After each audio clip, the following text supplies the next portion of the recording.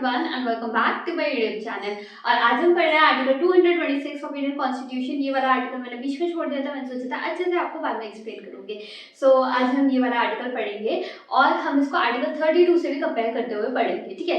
तो ये वाले आर्टिकल जो है वो हमारा उसके लिए फंडामेंटल राइट्स के प्रोटेक्शन के लिए, जब हमने article 32 which is heart and soul of Indian constitution which is the protector of fundamental rights, और हमें बोला गया था कि अगर आपके फंडामेंटल राइट्स का कोई भी वायलेशन करता है तो आप डायरेक्टली जाकर supreme court as well as high court में जाके अपील कर सकते हो। तो अगर अपन सुप्रीम कोर्ट में जाके अपील करते हैं फंडामेंटल राइट्स के वायलेशन की, तो अपन आर्टिकल 32 में अपील करेंगे। और अगर हम हाई कोर्ट में, किसी भी हाई कोर्ट में जाके अपील करते हैं फंडामेंटल राइट्स के वायलेशन की, तो हम आर्टिकल 226 ऑफ इंडियन कॉन्स्टिट्यूशन में अपील करेंगे, ठीक है।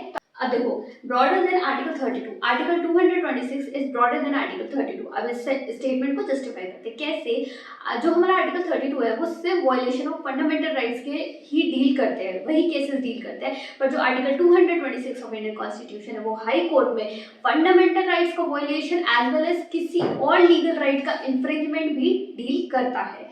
एज वेल एज इसमें 5 रिट्स प्रोवाइडेड है, वही सेम रिट्स है, the writs of habeas corpus, mandamus, certiorari, prohibition and quo warranto. इसको एक करके समझते हैं। The writ of habeas corpus, अगर हमारे को कोई किसी ने भी डिटेन किया है और अगर वो डिटेंशन इलीगल है तो हम उसके अगेंस्ट हाबिस कॉर्पस का रिट लगा के, रिट इशू करके ये पूछ सकते हैं कि हमें क्यों डिटेन किया है, क्या पर्पस है। और अगर हमने कोई भी ऐसा क्राइम नहीं किया है और हम उसमें इनोसेंट प्रूव हो जाते हैं तो हमें वापस भेज दिया जाता है with full respect. As well as there is this provision in habeas corpus writ कि अगर आपको कोई भी इलीगली डिटेन करता है तो 24 आवर्स जो कि टाइम हटा देता है, ट्रैवल टाइम को एक्सक्लूड कर देता है। तो 24 आवर्स के विद इन आपको किसी मजिस्ट्रेट के आगे प्रेजेंट करना होगा। As well as travel time इसमें एक्सक्लूड होगा, ये ध्यान रखना।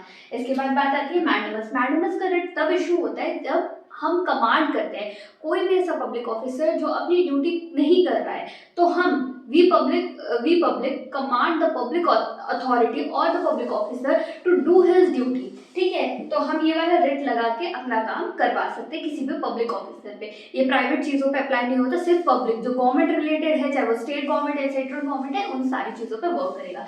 As well as certiorari. Certiorari क्या होता है, जब भी कोई लोअर कोर्ट या लोअर ट्रिब्यूनल, ठीक है, वो एक्सटेंड कर जाता है अपना जुरिस्डिक्शन, तो क्या होता है, जैसे कोई केस है, ठीक है, अब ये जो केस है वो कोई लोअर कोर्ट में है। अब ये जो लोअर कोर्ट है इसके जुरिस्डिक्शन, इस लोअर कोर्ट के जुरिस्डिक्शन के अंदर का केस ही नहीं है ये, फिर भी इस लोअर कोर्ट ने क्या किया, फैसला सुना दिया। फैसला सुनाने के बाद कोई इंसान जो है जो कि हार गया इस केस में, वो गया हाई कोर्ट के पास और हाई कोर्ट में अपील किया सर्चरी रिट के अंदर और बोला कि ये तो लोअर कोर्ट का जुरिस्डिक्शन ही नहीं था। तो हायर कोर्ट लोअर कोर्ट को बोलेगा कि ये जो आपने फैसला दिया है उसको हम खारिज करते हैं क्योंकि आप अपने जुरिस्डिक्शन को एक्सीड कर रहे हैं। तो ये तो जब फैसला सुना दिया तब की बात है, पर जब फैसला सुनाया गया, फैसला इन प्रोसीजर चल रहा है, ठीक है, फैसला भी कंप्लीट नहीं हुआ है, इन प्रोसीजर में है, तो हाई कोर्ट को पता लग जाता है कि ये जो लोअर कोर्ट है ये एक फैसला सुना रहा है जो कि इसके जुरिस्डिक्शन से बाहर है।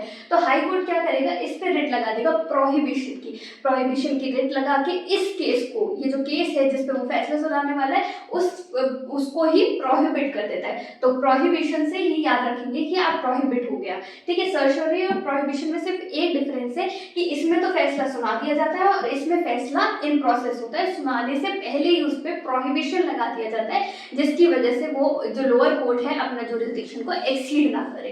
इसके बाद बात आती है क्यू वारंटो की। क्यू वारंटो में बात आती है कि अगर कोई भी पब्लिक अथॉरिटी है वो किसी पोस्ट को होल्ड कर रखी है, ठीक है, अगर कोई IAS है, IPS है, कोई RAS है या फिर किसी भी स्टेट ऑफिसर या फिर सेंट्रल लेवल का ऑफिसर है, अगर वो कोई पब्लिक अथॉरिटी को होल्ड करता है तो आपके पास क्वेश्चन है क्यों मतलब क्यों, there is the question arising, ठीक है। हमने क्वेश्चन मार्क वाली चीजें पढ़ी है ना ग्रामर में, तो उसमें क्यों का वर्ड आता है, तो क्यों मतलब क्वेश्चन अराइज हो रहा है कि आपने जो ये पब्लिक अथॉरिटी होल्ड कर रखी है वो किस अथॉरिटी से होल्ड कर रखी है। आपके पास क्वेश्चन है हर पब्लिक ऑफिसर से पूछने का, पर ऐसे आप डायरेक्टली जाके ना पूछे। अगर आपको किसी पर्टिकुलर किसी इंसान पे शक होता है तो आप पूछ सकते हैं, इधर they hold the authority very wise, बाकी वो अपने एग्जाम क्लियर करके अथॉरिटी को होल्ड करते हैं। So that's all for article 226 of Indian constitution.